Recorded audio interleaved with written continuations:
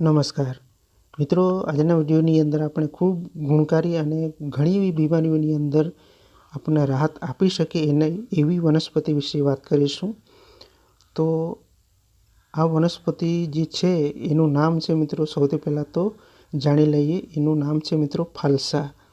ફાલસા નામથી એ વનસ્પતિની ઓળખ થાય છે. આ એનું થડ છે મિત્રો, અને એના પાનનો પણ આપણે ઉપયોગ કરી શકીશું, એની છાલનો પણ આપણે ઉપયોગ કરી શકીશું. તો આ એની ઓળખ છે મિત્રો, અને ખાસ કરીને એની છાલની તમને ઓળખ બતાવી દઉં. તો આ એની છાલ છે મિત્રો, અને એની છાલ પર તમે ઝીણા ઝીણા ટપકાઓ તમે જોઈ શકો છો. આ રીતના તમે આંગળી ફેરવો એટલે તમને ઝીણા ઝીણા ટપકાઓ એ છાલ ઉપર આપણને જોવા મળી શકે. અને આ રીતે તમે એની છાલ પર આંગળી ફેરવો એટલે તમને હલકો પીળો કલર તમને જોવા મળી શકે. આ એની છાલની ઓળખ થઈ, બરાબર. તો હવે એના ગુણધર્મો કઈ કઈ બીમારીઓની અંદર એ આપણને ખૂબ રાહત આપી શકે છે એના વિશે વાત કરીએ. તો સૌથી પહેલાં મિત્રો, આ વનસ્પતિની જે તાસીર છે એ ઠંડી તાસીર છે, બરાબર. અને ખાસ કરીને ઉનાળા ઋતુની અંદર આપણને ખૂબ પરેશાની થતી હોય છે. તો ઉનાળાની અંદર આ વનસ્પતિના ફળનો જો આપણે ઉપયોગ કરીએ તો ખૂબ રાહત આપણને આપી શકે. એક નહીં, અનેક બીમારીઓની અંદર એના ફળનો ઉપયોગ કરવાથી આપણને ઘણી એવી બીમારીઓ દૂર થઈ શકે, અને 100% તમને એની અંદર રાહતનો અનુભવ મળી શકે. તો હવે જાણી લઈએ કે ફળની અંદર છે મિત્રો, એક તો પ્રોટીન છે, કાર્બોહાઈડ્રેટ છે, કેલ્શિયમ, ફાઈબર, આયરન, ફોસ્ફરસ, અનેક જાતના કુદરતે એની અંદર મિનરલ્સ, પ્રોટીન ભરેલા છે. અને એની તાસીર છે મિત્રો ઠંડી, બરાબર. અને ખાસ કરીને આપણને મે મહિનાની અંદર એના ફળ પાકવાના ચાલુ થઈ જતા હોય છે. એટલે મે મહિનાની અંદર આપણે અવશ્યપણે એનો ઉપયોગ અને લાભ લઈ લેવો જોઈએ, જેથી કરીને આપણે ગરમીની અંદર જેટલી પરેશાની થાય એની અંદર આપણે ખૂબ રાહતનો અનુભવ મેળવી શકીએ. તો આ રીતે એના ફળ તમે જોઈ શકો છો. અને હવે પાકવાની શરૂઆત થઈ ચૂકી છે મિત્રો. તો ખાસ કરીને ગરમીની ઋતુની અંદર આપણે લૂથી બચી શકીએ, તો એના માટે તમે એ ફળનું તમે કાચા ફળ ખાઈ શકો, અથવા તો તમે એનું શરબત બનાવીને પણ તમે પી શકો, તો પણ તમે ખૂબ રાહતનો અનુભવ મળી શકે. અને ખાસ કરીને બ્લડ પ્રેશર વધી જતું હોય છે ગરમીની ઋતુની અંદર, તો એની અંદર પણ આ ફળનો જો તમે ઉપયોગ કરો એટલે તમને એકદમ લેવલ કંટ્રોલ થઈ જાય. અને કોલેસ્ટ્રોલ મતલબ લોહીની અંદર કોઈ પણ પ્રકારનું બગાડો હોય તો એને કંટ્રોલ પણ કરી શકે છે આ ફાલસાના જે ફળ છે. અને યાદશક્તિ જો નબળી હોય, ઘણી વખત આપણને એવું થતું હોય કે યાદશક્તિ થોડી ઓછી થઈ ગઈ છે, તો એવા સંજોગોની અંદર પણ તમે આ ફાલસાના જે ફળ છે એનો ઉપયોગ કરી શકો, તો પણ તમને ખૂબ સારું પરિણામ તમને જોવા મળી શકે. તો આ એના ફળ જોઈ શકો છો. જો કે હવે પાકવાની શરૂઆત થઈ ચૂકી છે, અને સ્વાદે પણ એટલા જબરજસ્ત હોય છે કે તમે એક વખત જો 1 થી 2 ફળ જો તમે એનું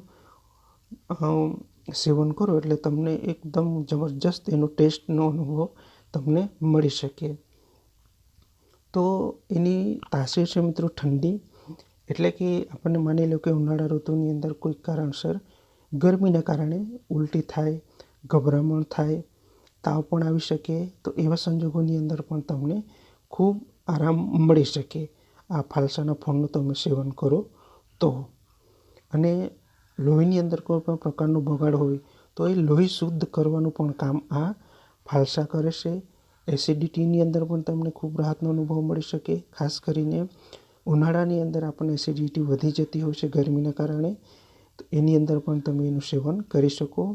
અને બીજું કે પિત્તનું જે લેવલ વધતું હોય તો પિત્તનું લેવલને બેલેન્સ કરવાનું પણ કામ આ ફાલસાના જે ફળ છે એ કરે છે. અને ખાસ કરીને આપણા શરીરની અંદર માની લો કે કેન્સર સંબંધી કોઈ પણ પ્રકારની તકલીફ હોય, કેન્સરના કોષો જો બનતા હોય, તો એ કોષો જો બનતા હોય એને અટકાવવાનું પણ કામ આ ફાલસાના જે ફળ છે આ તમે જોઈ શકો છો એ કરે છે. એટલે ઘણી એવી બીમારીઓની અંદર આપણને આ ખૂબ લાભકારી અને ઘણું એવું રિઝલ્ટ આપણને આપી શકે છે. અને આપણા શરીરની અંદર બળતરા થાય, પેટની અંદર બળતરા થાય, તો એની અંદર પણ તમે એનું શરબતનું સેવન કરી શકો. તો આ એનું તમે ફળ જોઈ શકો છો. તો શરીરની અંદર જેટલી પણ ગરમી હોય એને મેન્ટેન કરવાનું કામ આ ફાલસાના ફળ કરે છે. અને બીજું ખાસ એનો ઉપયોગ છે કે માની લો કે આપણે ગરમીની ઋતુની અંદર આપણે ચામડી પર કોઈક કારણસર ફોલ્લીઓ થાય, પોરુવાળી ફોલ્લીઓ થતી હોય તો તમે અનુભવ પણ કરી ચૂક્યા હશો.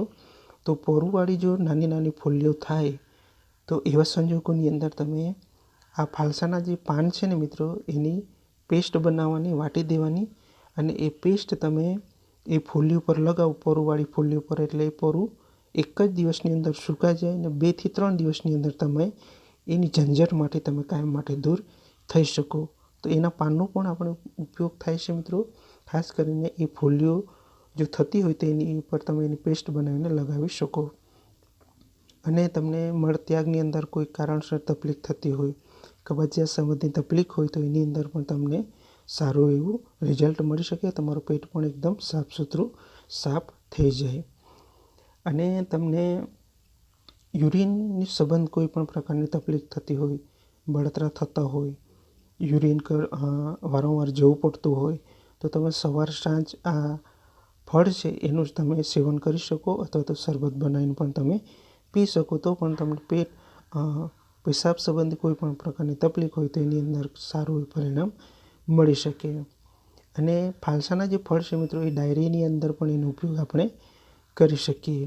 અને નોર્મલ છે કે આપણે શરદી અને ખાંસી જો થતી હોય, શ્વાસ સંબંધિત તકલીફ થતી હોય, તમને હાંફ ચડી જતો હોય, વજન ઉચકો, અથવા તો થોડું ઘણું આપણે દોડીએ તો તમને શ્વાસ ચડી જતા હોય, ફૂલી જતા હોય, તો એવા સંજોગોની અંદર પણ તમે આ ફાલસાના જે ફળ છે એનો તમે ઉપયોગ કરો, એટલે તમને એ ઝંઝટ માટે પણ તમને ખૂબ રાહતનો અનુભવ મળી શકે. અને બીજું કે આપણા ઉંમર વધે એટલે આપણી માંસપેશીઓ નબળી થાય, હાડકાઓ પણ નબળા થાય, તો માંસપેશીઓને મજબૂત કરવાનું પણ કામ આ ફાલસાના ફળ કરે છે. અને હાડકાઓની મજબૂતાઈ પણ આપણને આપી શકે છે. તો અવશ્યપણે આપણે આ ફાલસા જે ફળ છે, તમે કાચા ફળ જોઈ શકો છો, એનું પણ તમે સેવન કરી શકો, અથવા તો તમે પાકા ફળ હોય એનું પણ તમે સેવન કરી શકો. જો પાકા ફળનું સેવન કરો તો તમે સ્વાદ થોડો વધારે સારો તમને લાગી શકે. અને ખાસ કરીને ફાલસાની જે આપણે સૌથી પહેલાં એની છાલ જોઈએ ને થડની, એનું ઉકાળો બનાવીને આપણે પીવાથી આમવાતની જે તમને તકલીફ હોય, આમવાત, એની અંદર તમને ખૂબ રાહતનો અનુભવ મળી શકે. તો તમારે એ છાલ લઈ લેવાની, એને વાટી અને તમે ઉકાળો બનાવી અને તમે 1 કપ જેટલું તમે પી શકો, તો તમને આમવાતની અંદર ખૂબ રાહતનો અનુભવ મળી શકે. અને ગ્લુકોઝની માત્રા જો તમારા શરીરની અંદર હોય તો એની અંદર પણ તમને ખૂબ રાહતનો અનુભવ મળી શકે. અને ખાસ કરીને મિત્રો, તમને એક એલર્જી સંબંધી કોઈ પણ પ્રકારની તકલીફ હોય તો તમારે એનું સેવન ઓછું કરવું અથવા નહિવત કરવું. અને મહિનાની અંદર તમે 1 વખત કરો તો ચાલી શકે, પણ એલર્જી સંબંધી કોઈ પણ પ્રકારની તકલીફ હોય તો બને ત્યાં સુધી આ ફાલસાના જે ફળ છે એનું સેવન બિલકુલપણે ના કરવું. તો મિત્રો, તમે ચેનલ પર પહેલી વખત હો અને તમને આવી જ આયુર્વેદિક ઔષધિઓ અને જે મોસમ આધારિત ફળ આપણને મળે છે કુદરત તરફથી, એનો ઉપયોગ કરી અને કઈ કઈ બીમારીઓની અંદર આપણને રાહત આપી શકે છે, એના ફાયદાઓ થઈ શકે છે, એના વિશે જો માહિતી મેળવવી હોય તો આ ચેનલને જોરથી સબસ્ક્રાઈબ કરી દેજો.